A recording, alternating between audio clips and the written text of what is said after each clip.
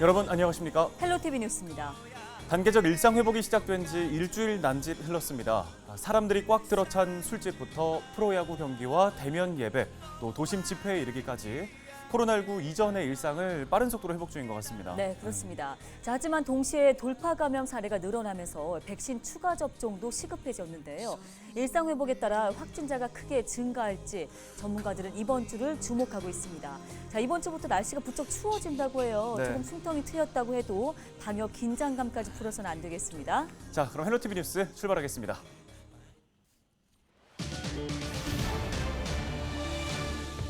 올해 초 고흥 유자 농가의 90%가 냉해 피해를 입었습니다. 열악한 기상 상황을 이겨내고 유자 생과 수매가 시작됐습니다.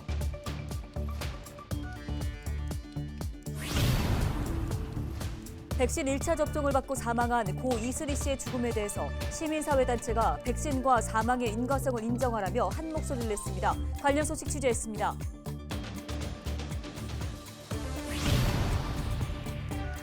전국 학교 비정규직 노동조합이 2차 총파업을 선언했습니다. 임금 협상안을 제시하지 않는 교육당국에 날선 비난을 이어갔습니다.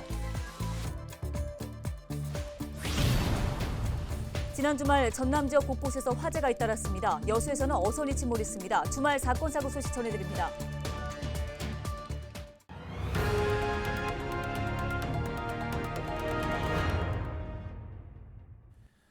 올해 초 1월에 있었던 북극발 최강 한파로 고흥 유자 농가는 어려움이 이만저만이 아니었습니다. 전체 냉해 피해의 90%가 유자일 정도로 직격탄을 맞았는데요. 네, 고흥 유자나무들이 이 열악한 여건을 이겨내고 열매를 맺었습니다.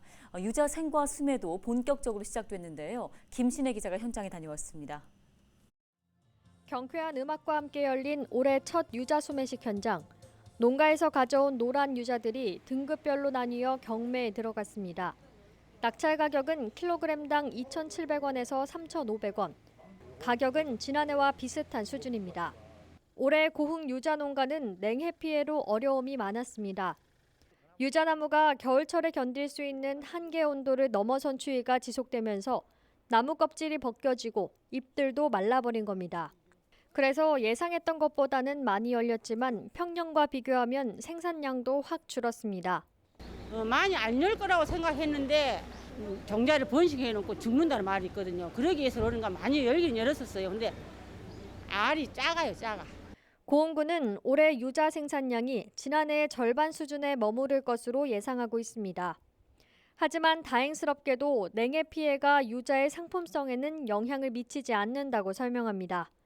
냉해는 나무가 죽고 사느냐의 문제이지 이후 꽃이 피고 열매 맺는 과정과는 별개라는 겁니다.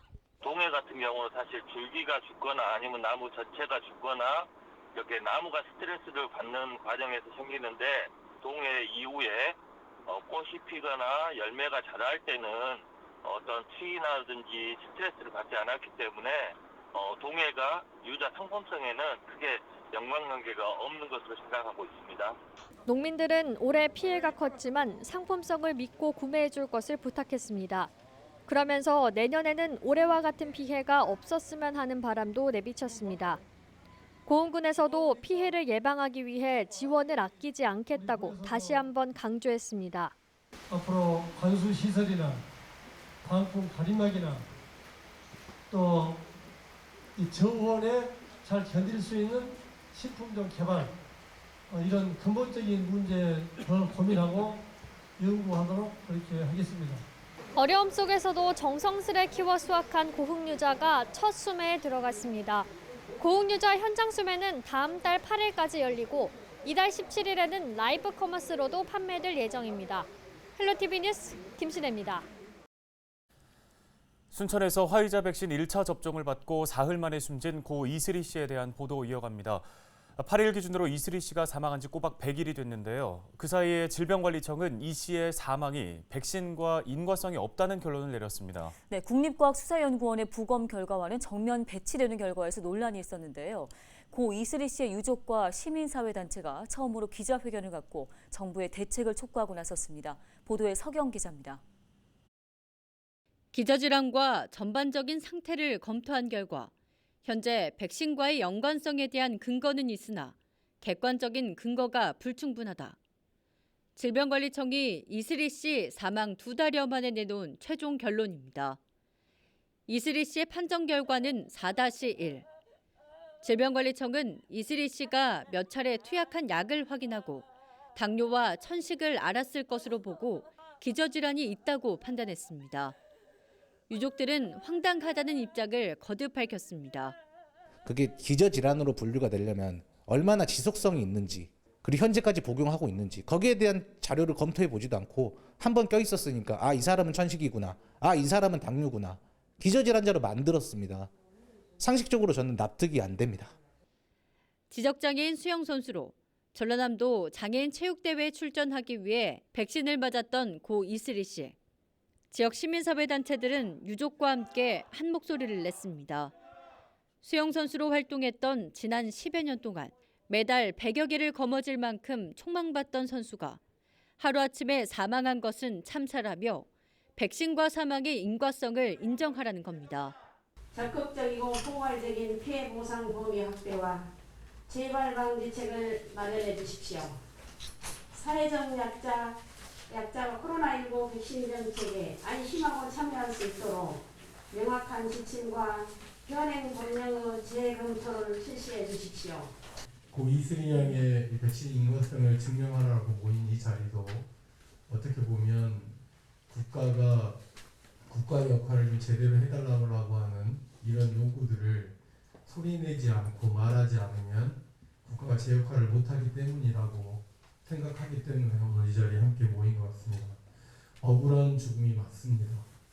이슬희 씨의 유족들은 질병관리청 백신 인과성 평가에 대한 이의 제기와 함께 행정소송을 준비하고 있는 가운데 지역 시민사회단체들도 이 씨의 안타까운 죽음에 책임을 묻고 있습니다.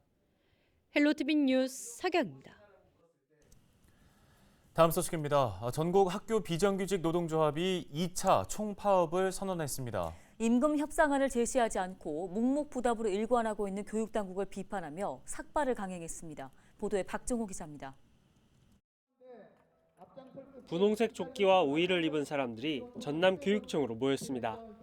전국 학교 비정규직 노동조합은 집단 임금교섭에서 제대로 된 개선안을 내지 않고 있다며 2차 총파업을 선언했습니다. 19명의 지역 대표들은 잘려나간 머리를 보며 눈물을 보이거나 결연한 표정을 지었습니다. 저는 오늘 첫 삭발입니다. 삭발을 하면서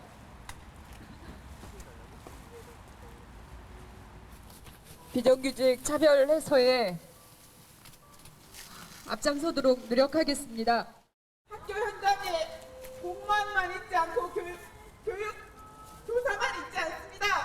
저희 비정규직의 노동이 없으면 학교 현장은 제대로 돌아갈 수 있습니까? 우리는 아이들의 교육을 위해서 우리가 하는 노동에 대한 제대로 된 가치평가를 받기를 원합니다. 전국 학교 비정규직 노동조합은 교육당국이 이 국가인권위 등에서 내린 권고안에도 미치지 못하는 임금 협상 수정안을 일반적으로 통보하며 교섭을 결렬시키고 있다고 주장했습니다. 특히 코로나19 이후 가장 중요한 학교 급식실이 전면 등교와 시차 배식, 방역 업무 등으로 인한 인력 부족이 심화되고 있지만 교육당국의 구체적인 대책은 나오지 않고 있다고 비판했습니다. 우리 아이들에게 비정규직 없는 세상을, 차별 없는 세상을 향해 오늘 전남교육청 앞에서 우리는 삭발을 시작으로 이제 서울로, 청와대로 향할 것입니다. 비정규직 노조는 올해 지역 교육청으로 내려진 예산이 17조 원이라며 역대 최대치를 기록하고 있지만 처우 개선에 대한 불평등은 양극화를 보이고 있다고 강조했습니다. 2차 총파업 이후 급식 대란과 돌봄 대란 등이 예고된 가운데 교육당국이 해결책을 마련할지 관심이 모아지고 있습니다. 헬로티비 뉴스 박종호입니다.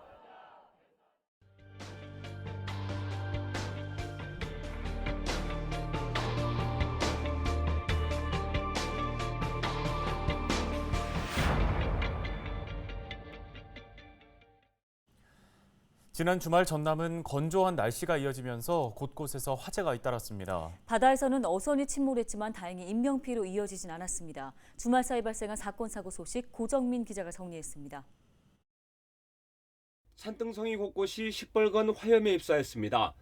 불길이 야산을 집어삼키자 하늘은 뿌연 연기로 가득합니다. 산불 진화 인력 48명과 소방차 5대가 동원된 가운데 불은 2시간 만에 진화됐습니다. 화재 당시 소방대원들은 불이 난 야산에 진입로가 없어 화재를 진압하는 데 애를 먹었습니다. 소방당국은 정확한 피해 규모와 화재 원인을 조사하고 있습니다. 예, 인명피해는 없었고요. 산이 거의 꼭대기 부분이라 저희 소방 차량이 진입이 아예 불가능한 지역이었고 그 임도 따라서 올라가가지고 산불 진화대가 진화를 했습니다. 어선 한 척이 뱃머리만 남긴 채 바다에 잠겼습니다. 7일 정오 무렵 여수 백야도 인근 해상에서 1톤급 어선이 침몰한 겁니다. 신고를 받고 현장에 출동한 해경은 선원 2명을 무사히 구조했습니다. 선원 1명은 어선 인근에서, 선장은 인근 갯바위에서 발견됐습니다. 해경은 너울성 파도 때문에 배가 뒤집힌 것으로 보고 정확한 사고 경위와 원인을 조사하고 있습니다. 너울성 파도에 의해 해당 사고 선박이 침몰되고 있다고 이렇게 신고가 들어왔습니다. 일단 날씨가 현지 기상이 되게 안 좋았거든요. 예비특보가 발효된 상황인 만큼 그 신고한 선박이 또 한 분을 구하셨거든요. 지난 주말 전남은 건조한 기후 탓에 21건의 크고 작은 화재가 발생했습니다. 6일 아침 10시쯤 보성에선 공장에서 화재가 발생했고 8일 새벽 12시 반쯤 해남에선 상가에서 난 불로 4천만 원에 가까운 재산 피해를 입었습니다. 헬로티비 뉴스 고정민입니다.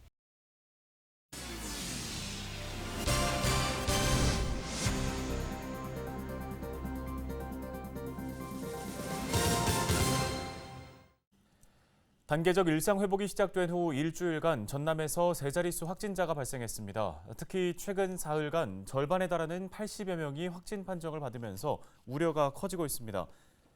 지난 1일부터 7일까지 전남에서는 175명의 코로나19 확진자가 발생했는데요. 단계적 일상 회복이 시작된 첫날인 1일에 34명이 확진된 데 이어 2일에 21명, 3일 17명, 4일 15명 등이었습니다. 또 지난 5일에는 40명, 6일에는 31명, 7일에는 17명 등 88명이 감염됐습니다. 지역 감염 확산이 이어지면서 전라남도는 방역 대책 마련에 나섰습니다. 지난 7일 각 시군 부단체장 회의를 열고 코로나19 발생 상황을 공유하는 한편 집단 감염 예방 대책과 방역 점검 방안 등에 대해 논의했습니다. 현재 전라남도는 지난 1일부터 고위험시설 종사자 코로나19 진단검사 행정명령을 시행 중입니다. 2주 1회 진단검사를 하도록 하고 신규 채용하거나 근로 현장을 달리할 경우 근무 전 진단검사 음성 결과 확인 후에 근무하도록 조치했습니다. 8일 오전부터 순천 지역에 강한 비바람이 불면서 조례동 사거리 일대 극심한 차량 정체가 빚어졌습니다. 8일 오전 순천 지역에 강풍주의보와 함께 강한 비가 내리면서 조례동 사거리 도로 위에 떨어진 가로수 낙엽이 하수도 관을 막아 빗물이 빠져나가지 못해 도로 일대가 침수된 건데요. 아침 8시부터 9시 30분까지 출근 시간대 도로가 침수되면서 왕복 6차선 도로가 모두 극심한 정체를 빚었습니다. 순천 제1대학교 소속 재학생과 교직원 200여 명이 각자의 전공을 살린 자원봉사 대축제를 열었습니다. 순천 제1대학교는 도사동 지역의 사회적 배려계층과 어려운 가정을 방문해서 LED 전등 교체, 담장 도색, 가스시설 설치 등 학업 과정에서 배운 기술과 재능을 나누는 봉사활동을 진행했다고 밝혔습니다.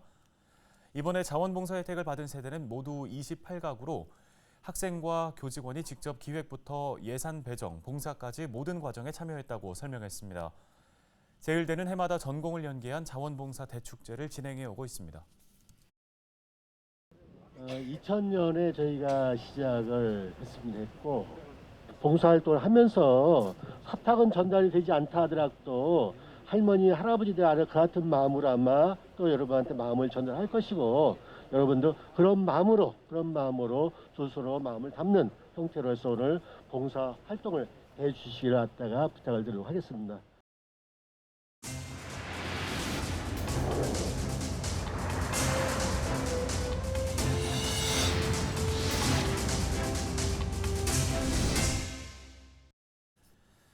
헬로티비 뉴스 전남, 저희가 오늘 준비한 소식 여기까지입니다. 네, 시청해주신 여러분 고맙습니다.